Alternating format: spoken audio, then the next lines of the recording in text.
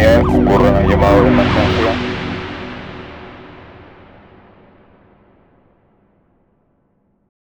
Bienvenidos a Huella Letal, gracias por acompañarme en un nuevo capítulo de True Crime. Hoy hablaremos de un caso realmente sorprendente, una historia que seguramente les dejará más de una pregunta en la mente. Un suceso ocurrido en Australia que provocó giros inesperados, conmoción nacional y un misterio que parecía no tener explicación. La historia de hoy nos habla de un caso inquietante. La vida de Natasha Ryan, conocida como la chica del armario. Muy pronto entenderán por qué la llamaron así. Natasha nació el 11 de mayo de 1984 en Rockhampton, Australia. Su familia estaba formada por sus padres, Jennifer y Robert Ryan, su hermano, su hermana mayor y ella, la más pequeña. Durante su niñez, Natasha creció feliz. Podríamos decir que tuvo una infancia tranquila, compartiendo juegos y momentos con sus padres y hermanos. Pero todo cambió cuando llegó la adolescencia. Fue entonces cuando aparecieron los primeros problemas, muy probablemente ligados a la separación de sus padres. Su padre, Robert, inició una nueva relación y se fue a vivir con su pareja. Los hijos quedaron bajo el cuidado de Jennifer, la madre. La situación afectó profundamente a Natasha. Vivir únicamente con su madre, ver muy poco a su padre y sentir que la estabilidad de su hogar se desmoronaba, la llevó a una etapa difícil, una etapa que marcaría el inicio de una historia tan extraña como inesperada. Con el paso de los años, Natasha se convirtió en una joven muy atractiva. Tenía el cabello liso y castaño, un rostro con suaves pecas y una belleza natural. Pero detrás de esa apariencia inocente había un mundo interior lleno de confusión y emociones intensas. La separación de sus padres, sumada a los cambios propios de la adolescencia, la volvió más reservada y distante. Podríamos describirla como una adolescente rebelde. Cada vez que discutía con su madre, Natasha solía marcharse de casa por un tiempo. En la escuela empezó a faltar con frecuencia y perdió el interés por los estudios. Con algunos amigos comenzó a tener comportamientos poco responsables, y en medio de esa inestabilidad emocional atravesó momentos de profunda angustia. En definitiva, tras la separación de sus padres, Natasha nunca volvió a ser la misma. La ausencia de su padre, el cambio de hogar y el desequilibrio emocional fueron heridas silenciosas que la marcaron para siempre. Rockhampton, la ciudad de Natasha, no era precisamente pequeña. Con cerca de 80,000 habitantes, se trataba de una comunidad tranquila, pero lo suficientemente grande como para que un suceso extraño pudiera pasar desapercibido. Al menos por un tiempo. El 25 de abril de 1998, cuando Natasha tenía apenas 14 años, ocurrió un hecho que marcaría profundamente a los habitantes de la ciudad y que, como verán más adelante, también sería clave en el rumbo de esta historia. Ese día, una joven de 16 años desapareció sin dejar rastro. Se esfumó sin que nadie pudiera explicar qué había pasado. Ese mismo año, Natasha conoció a un joven llamado Scott Black. Entre ellos había una diferencia de 7 años. Y aunque a simple vista pueda no parecer mucho, en este caso sí marcaba una gran distancia. Natasha tenía apenas 14 años, mientras que Scott ya era un adulto de 21. Podemos imaginar fácilmente lo que esto representaba para cualquier padre. Una situación incómoda, preocupante y sobre todo complicada. Natasha seguía siendo muy joven y para su madre aquella relación era motivo de constante inquietud. Llegamos al 12 de julio de 1998. Ese día, Natasha salió de casa para dar un paseo, pero no regresó. Su madre, Jennifer, se dio cuenta rápidamente de que algo no estaba bien. En su mente apareció un recuerdo reciente. el de otra joven de la ciudad que había desaparecido meses atrás. El miedo comenzó a crecer, y sin perder tiempo, Jennifer fue directamente a la policía para pedir ayuda. Los oficiales comenzaron a investigar. Preguntaron si había habido alguna discusión o motivo que explicara que Natasha se hubiera alejado por decisión propia. Sin embargo, Jennifer no encontró ninguna razón clara que justificara su ausencia. No había pistas, solo una preocupación constante que no le permitía descansar. La policía también interrogó a Scott, el joven con quien Natasha mantenía una relación. Él aseguró no saber nada sobre dónde podría estar ella. Pasaron varios días hasta que finalmente Natasha fue localizada. Se encontraba en un hotel y no estaba sola. Scott estaba con ella. La verdad resultó menos misteriosa de lo que parecía. Natasha había decidido irse de casa por su cuenta y había pasado ese tiempo junto a Scott. Tras aclarar la situación, Scott tuvo que responder ante las autoridades por haber dado una declaración falsa, pero la situación no pasó a mayores. Natasha volvió al hogar de su madre y durante un breve periodo pareció que todo regresaba a la calma. Sin embargo, el 31 de agosto de 1998, esa tranquilidad se rompió nuevamente. Esa mañana, Natasha se preparó para ir a la escuela como cualquier otro día. Su madre, Jennifer, la observaba con una mezcla de esperanza y alivio, pensando que las cosas comenzaban a mejorar. Antes de salir, Natasha la abrazó, le dio un beso y le dijo con cariño, «Te quiero». Ese gesto hizo sonreír a Jennifer, aunque una leve preocupación seguía acompañándola. Al terminar las clases, Jennifer fue a recogerla al colegio, como de costumbre. Los pasillos se llenaban de estudiantes que salían riendo y despidiéndose, pero Natasha no aparecía. Confundida, Jennifer decidió entrar al edificio para buscarla. Fue entonces cuando descubrió algo que la dejó sin palabras. Según el registro de asistencia, Natasha no había ido a clases ese día. La inquietud volvió con fuerza. Jennifer, sin perder tiempo, regresó a la policía para reportar la situación. Sabía que algo extraño estaba ocurriendo y temía que, una vez más, su hija hubiera desaparecido sin dejar rastro. Jennifer presentó la segunda denuncia en menos de 2 meses. Los oficiales recordaban claramente que, hacía poco tiempo, Natasha había sido localizada tras una denuncia similar en un hotel junto a su novio. Por esa razón, al principio no tomaron la nueva situación con la seriedad que merecía y le sugirieron a Jennifer que intentara hablar nuevamente con Scott, pero Jennifer sentía, en lo más profundo, que esta vez era diferente. Su intuición le decía que Natasha no se había ido por voluntad propia. Durante las últimas semanas, su hija había mostrado serenidad, sonreía más y parecía haber recuperado cierta estabilidad. Jennifer estaba convencida de que algo no estaba bien. Sin embargo, la policía pensaba que era solo una repetición del mismo patrón. Creían que Natasha se había alejado de casa por decisión propia. A esto se sumaban múltiples reportes de supuestos avistamientos. Algunas personas afirmaban haberla visto en distintos lugares, aunque ninguno de esos testimonios resultaba fiable. Natasha tenía un aspecto común, sin rasgos que la hicieran fácilmente reconocible, lo que aumentaba la confusión. Pasó un mes antes de que las autoridades decidieran investigar la desaparición con mayor rigor. Por un lado, esa demora fue muy criticada, porque si realmente algo serio había sucedido, cada día perdido podía ser crucial. Pero, al mismo tiempo, era comprensible que existiera escepticismo. Natasha ya se había marchado de casa en más de una ocasión. Finalmente, presionados por la familia y por el paso del tiempo, los investigadores comenzaron a tomar el caso con seriedad.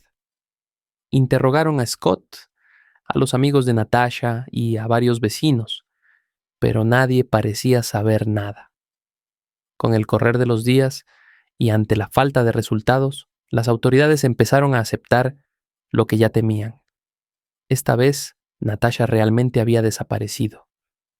En los meses siguientes, la preocupación en Rockhampton aumentó.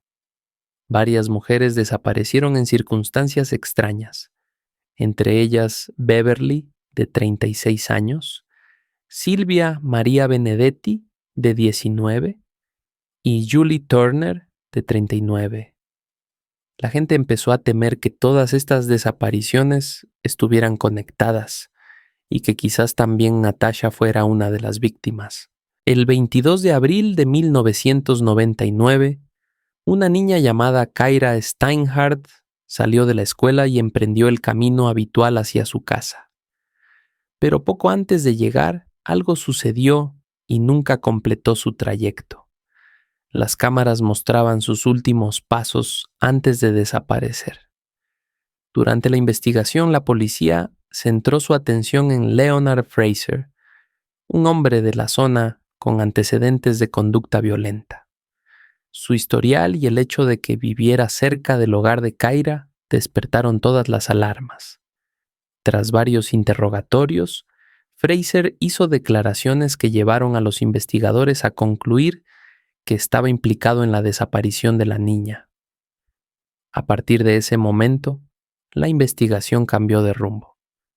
Las autoridades comenzaron a revisar todos los casos recientes de mujeres desaparecidas, temiendo que pudieran estar conectados. Entre ellos estaba el de Natasha Ryan.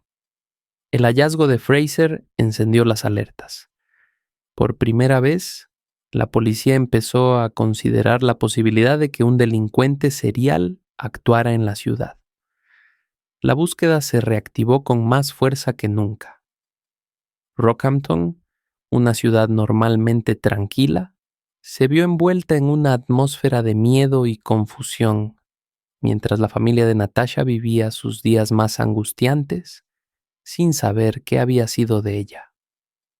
Con el paso del tiempo, las autoridades comenzaron a temer lo peor. El hallazgo de otras víctimas y los meses sin noticias reducían la esperanza de encontrar con vida a Natasha. Solo sus padres mantenían la fe intacta. En lo más profundo de su corazón, se negaban a aceptar cualquier posibilidad trágica. Los investigadores empezaron a considerar que la desaparición de Natasha no era una simple travesura adolescente, sino un hecho grave, posiblemente relacionado con Leonard Fraser.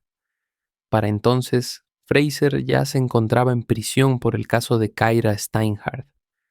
La policía quería conocer la magnitud real de sus crímenes, así que idearon una estrategia para obtener más información a través de un contacto dentro de la cárcel. El plan dio resultado. Fraser terminó haciendo varias confesiones sobre diferentes casos.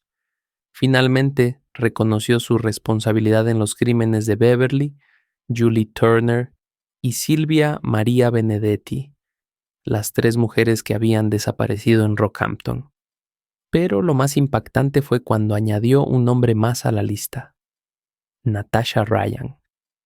Fraser aseguró que había tenido algo que ver con su desaparición y que sabía dónde se encontraba. Las autoridades, basándose en la precisión con la que Fraser había descrito otros casos, no dudaron en creerle. Parecía que por fin estaban cerca de resolver el misterio de Natasha. De inmediato, organizaron una amplia operación de búsqueda en la zona indicada por él. Equipos especializados se desplazaron al lugar, utilizaron perros rastreadores y comenzaron a inspeccionar cada rincón. Sin embargo, por más que buscaron, no encontraron nada. Cuando los padres de Natasha recibieron la noticia, el golpe fue devastador. Decidieron rendir homenaje a su hija y el 9 de mayo de 2001 organizaron una ceremonia en su memoria. Alrededor de 70 personas se reunieron para recordarla. Cada una sostenía un globo blanco que soltaron al cielo como símbolo de despedida. Durante el acto, Compartieron recuerdos, anécdotas y proyectaron un video en el que Natasha aparecía sonriente como dama de honor en la boda de su padre.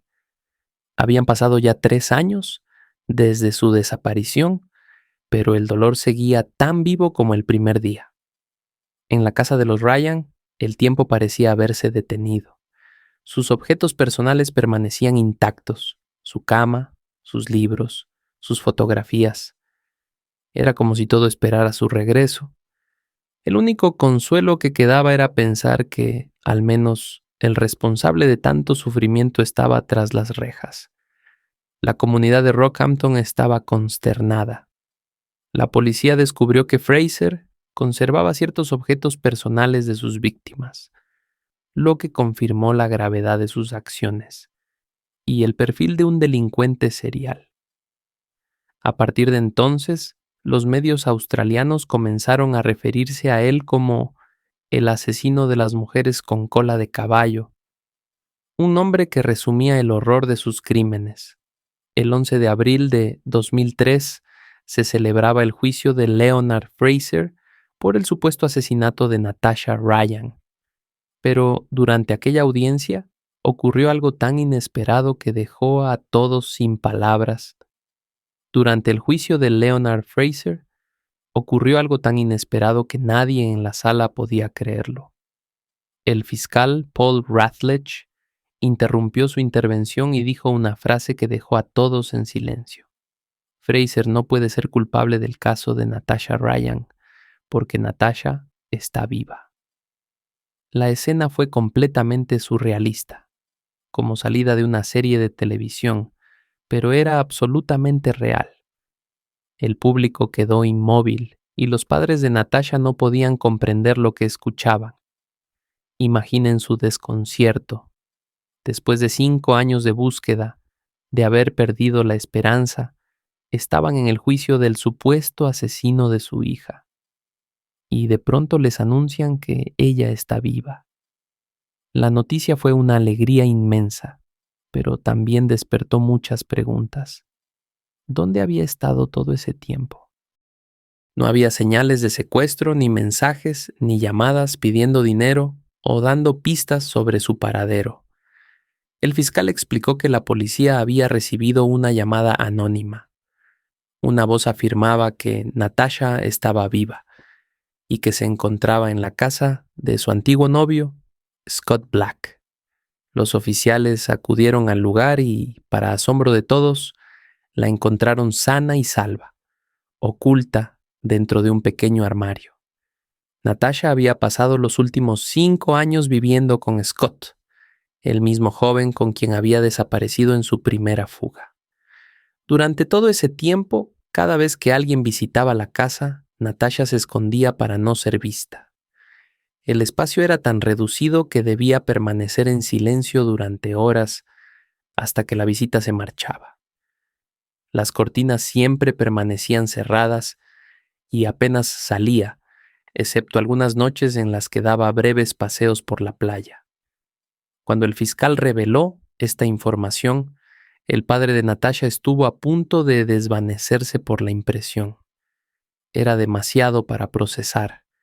Su hija estaba viva, pero había estado oculta a solo unos minutos de casa. Natasha explicó más tarde que todo había comenzado después de una fuerte discusión con su madre. Decidió marcharse y vivir con Scott sin contarle a nadie. En su mente pensaba que sería algo temporal, pero con el paso del tiempo la situación se volvió cada vez más complicada y ya no supo cómo regresar sin enfrentar las consecuencias. 20 días después de ser encontrada, Natasha tuvo que testificar en el juicio de Fraser. Su presencia fue clave para demostrar que él no había tenido nada que ver con su desaparición. Declaró ante el tribunal que no lo conocía y que nunca lo había visto antes. Resulta increíble imaginar que Natasha tuvo que asistir al juicio del hombre acusado de su propio asesinato. Entonces surgió otra pregunta. ¿Por qué Fraser se había atribuido el supuesto crimen de Natasha con tantos detalles?